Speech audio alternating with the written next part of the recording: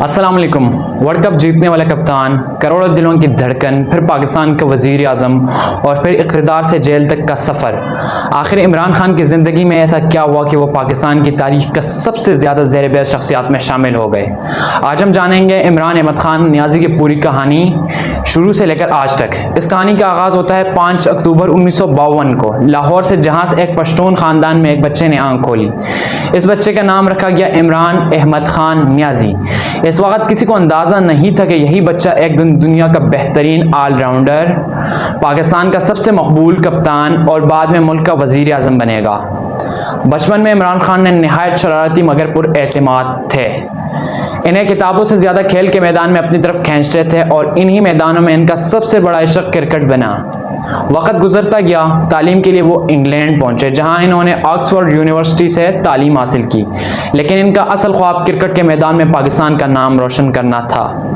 1971 میں انہوں نے پاکستان کی قومی کرکٹ ٹیم کے لیے ڈیبیو کیا۔ شروع میں انہیں سخت تنقید کا سامنا کرنا پڑا، مگر انہوں نے ہار نہیں مانی۔ مسلسل محنت، نظم و ضبط اور غیر معمولی صلاحیت نے انہیں دنیا کے خطرناک ترین آل راؤنڈرز میں شامل کر دیا۔ ان کی تیز گیندبازی اور جارحانہ انداز نے بڑے بڑے بلے بازوں کو پریشان کر دیا۔ پھر آیا وہ لمحہ جس نے عمران خان کو ہمیشہ کے لیے تاریخ میں عمر کر دیا۔ سال 1992 کرکٹ ورلڈ کپ، پاکستان کی ٹیم مسلسل مشکلات کا شکار تھی۔ بہت سے لوگوں نے امید چھوڑ دی تھی، لیکن عمران خان نے اپنے ساتھیوں سے صرف ایک بات کہی: ٹائیگر کی طرح لڑو۔ یہی جذبہ ٹیم میں جان ڈال گیا اور آخرکار پاکستان نے پہلی مرتبہ کرکٹ ورلڈ کپ اپنے نام کر لیا۔ جب عمران خان نے لارڈس کے میدان میں ورلڈ کپ ٹرافی اٹھائی تو صرف ایک ٹیم نہیں جیتی تھی، بلکہ پورا پاکستان خوشی سے جھوم اٹھا تھا۔ زیادہ تر لوگ سمجھتے ہیں کہ یہی ان کی سب سے بڑی کامیابی تھی، لیکن حقیقت میں ان کی زندگی کا سب سے مشکل سفر تو اس کے بعد شروع ہوا۔ اپنی والدہ شوکت خانم کے کینسر سے وفات نے عمران خان کو اندر سے ہلا کر رکھ دیا۔ انہوں نے فیصلہ کیا کہ پاکستان میں ایک ایسا جدید کینسر اسپتال بنایا جائے جہاں غریب مریضوں کا بھی مفت علاج ہو سکے۔ بہت سے لوگوں نے کہا کہ یہ ناممکن ہے، مگر عمران خان نے پورے ملک سے چندہ جمع کیا اور آخرکار شوکت خانم میموریل کینسر اسپتال قائم کر دیا، جو آج بھی ہزاروں مریضوں کے علاج کا ذریعہ ہے۔ اس کے بعد انہوں نے نمل یونیورسٹی بھی قائم کی تاکہ نوجوانوں کو معیاری تعلیم مل سکے۔ 1996 میں عمران خان نے سیاست میں قدم رکھا اور پاکستان تحریک انصاف کی بنیاد رکھی۔ شروع کے کئی سال ان کے لیے انتہائی مشکل ثابت ہوئے۔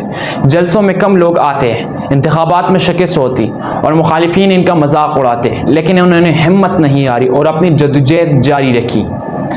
وقت گزرتا گیا، عوام خصوصاً نوجوان بڑی تعداد میں ان کے ساتھ جڑنے لگے۔ بالآخر 2018 کے عام انتخابات میں پاکستان تحریک انصاف سب سے بڑی جماعت بن کر سامنے آئی اور عمران خان پاکستان کے 22ویں وزیر اعظم منتخب ہوئے۔